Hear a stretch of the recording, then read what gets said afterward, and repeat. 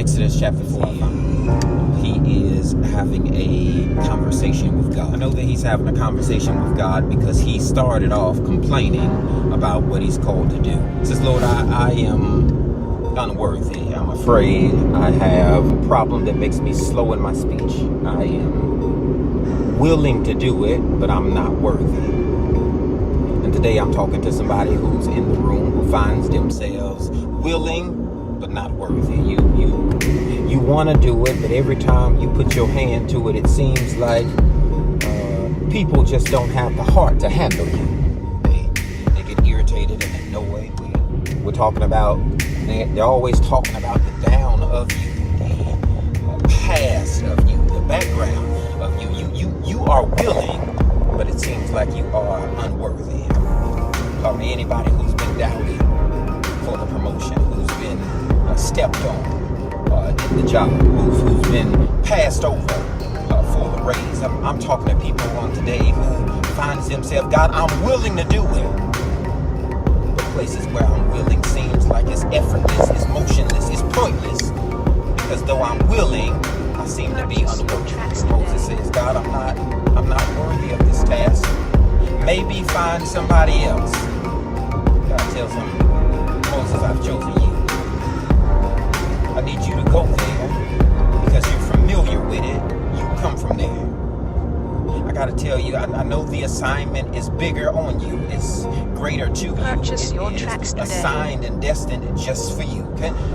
Could nobody move it the way that you could? Could nobody teach it the way that you do? Could nobody build it and fulfill the promise the way that you could? It was not something that they could do. That's why God called you to do it. He called you to do it because only you could do it the way like you do it. He says, Moses, I want you to do it. Moses says, purchase your gotta tracks have today. a slow tongue, which causes my speech to be slow. He said, don't worry about the speed of your speech. Just say the word. And I've come on today to tell somebody, don't worry about the speed of speaking to your tomorrow. Just as long as you get it out of your mouth. Get it out of your mouth and say, God, I don't know how it's going to come to pass, but I just believe you to make it happen. God, I just believe you to turn things around. I believe you to fulfill it in a day. I'm not sure if I'm talking fast enough. I'm talking too slow. I don't know if I'm held back by the doubt of yesterday, but I'm not going to be hindered tomorrow by what I don't see today. I'm going to speak to it. He says, God, I'm slow of speech. God tells him, I just need you to go. Moses says, send somebody better than me. Somebody more educated than me. Somebody who is greater. God, I need you to send somebody who is beyond where it is that I could perform. Many of you find yourselves in this place on today. I'm trying, but we just can't seem to do it. Purchase your tracks You today. can't hold this. It's too heavy for it. God, I want to, but I don't know how to. Isn't there somebody else who's more worthy than me? I says, yeah, but I want you to go. Catch me now. I want you to do it. But just for your comfort, what I'll do, I'll send your brother Aaron with you. I'll send somebody who knows you but not familiar with it. You are being connected to people in this season who are able to do it. Oh God, but they have to be connected to you to fulfill it. I'm talking about the dream not even going undestined and assigned. It's not going to come through them. It has to come through you. He says, Moses, I'm sending you with Aaron, but the words that I speak will only come through you. He says, God, I'm slow of speech, but he says the words are going to come through you. I don't talk like they do. He said, but the word has to come through you. He said, I won't be heard and they gonna doubt me. They ain't gonna believe it if it come from me. When they find out that God spoke through me, he said that they gonna doubt everything about the prophecy. He said, it don't matter. I'll give Aaron the voice, the sound, but the word is going to come through you. I've arrived to tell somebody on today the word has to come through you. It had to come out of your mouth. It had to be in a place where you didn't believe, but God still performed it anyway. The word is going to come through you. You may not see how it's going to happen, when it's going to take place, how it is that God is going to move in your favor, in your grace, in the faith that you are fulfilling. But no, God said it has to come. It has to come through you. I came to tell somebody on today the next thing that God asked Moses was, beyond all that doubt, what you got in your hand? Hear me now. This God, what do you have in your hand? So God asked him, he said, what do you have? What's in your hand? Moses said, you talking about my right or my left? What's in your hand? He said, I'm not sure what you mean. I know you can't be talking about the staff. You can't be talking about the rod. You can't be talking about the stick, because you're God. Why would you be asking me what's in my hand, and you are all knowing? God asks, what's in your hand? So this is just the rod. Hear me now. He says, the rod is in my hand. I know we're jumping ahead, but somewhere my mind tells me to jump to Psalms 23, where the rod and the staff protect me. He is the protection for you that leadeth you. You got to know on today what's in your hand is the protection of God. I know it was heavy over your heart, but it's the protection in your hand. They may doubt the person that you are now. They may doubt the calling that's over your life. They may say that you're not as assigned, you're not as purposed, you're not as called as what you think you are. That's okay. I have the protection in my hand. Everything you put your hand to in this season, God says, I am protecting it. I'm protecting your finances. I am protecting you on the walk. I am protecting every place where you would go and they say that the grace don't follow you, that the anointing is not on you, that the love of God has missed you. He says, I am the protection of the rod that's in your hand. You have to know on today, it's in your hand. It's in your hand. It's in your hand. He says, Moses, what's in your hand? He said, God, just the rod. David says, your rod and your staff protect me. And Moses says, it's in my hand. God said, throw it down. It's crazy. Because I just believe God to be God, whether he's in the house or he's outside. I believe God if I am on a plane or if I'm in Walmart.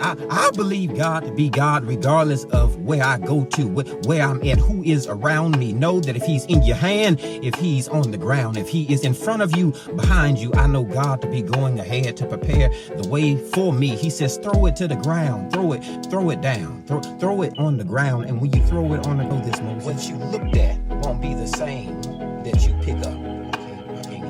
He says you're picking up something that didn't look like how you threw it down.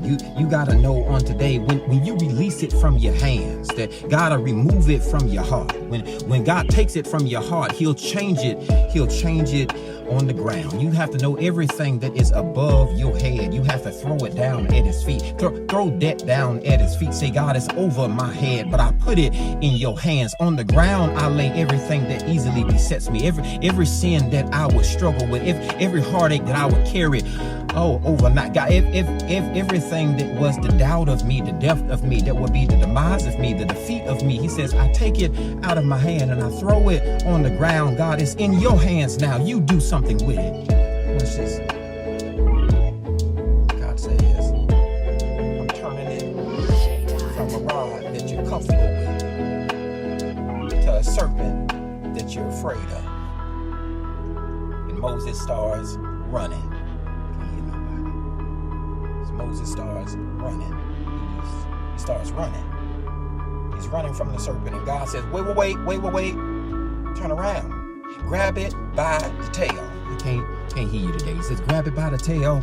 Everything that you're running from, grab it by the tail. If everything that they say you couldn't have, I need you to turn around and grab it by the tail. I know that the promotion passed you by. You have to go back and grab it by the tail. You have to tell everything that the enemy took from you that you will be mine. It will be restored. This is not just the story of Moses. This is your story on today. Everything that you missed last season, you won't miss this season. Every person who came into your life just to take from you, God says he's restoring back to you from the back all the way to the front. He says, grab it by the tail, Moses.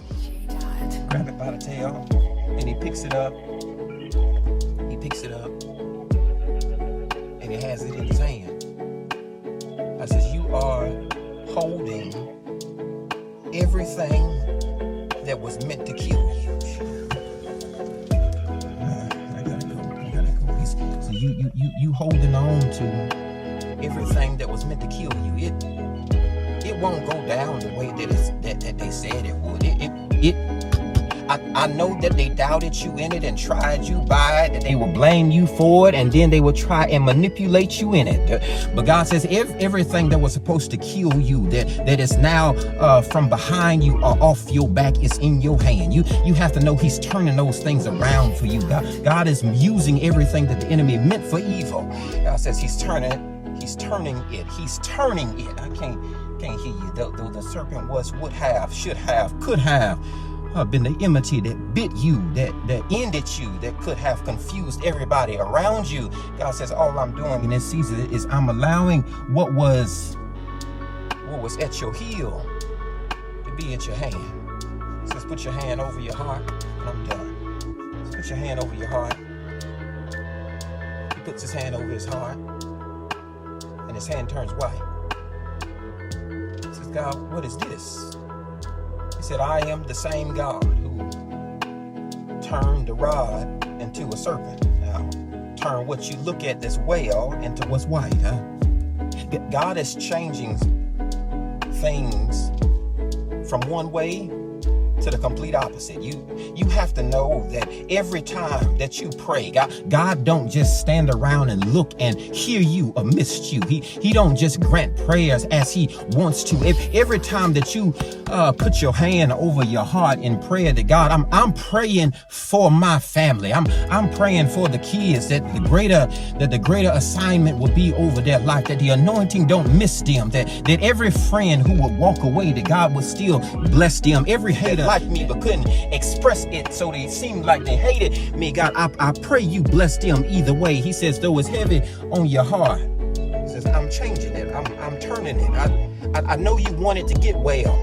I says, don't stop praying because it's on your heart. It's heavy on your heart, and I'll turn it. So I'll completely change it. But you have to release what's in your hand. Take what's heavy off your heart. He says, I want you to either throw it on the ground or remove it from your chest. You have to know when God frees you from the mental place where you've been enslaved to serve them, care about everything that they would say, be at the wit and call of the opinions of somebody else through the perspective of your mind. He says, I'll release it from your mind, but you have to release it from your heart and your hand. You have to put it in his heart. You put it in his hands. You have to throw those things on the ground that are mission for you, are made for you, are not for the furthering of you. He says, take it from your hand. Take it from your heart. Just leave it in my hands today and know that God is not only turning it, changing it, moving and morphing it, but God is completely turning things all the way around for you.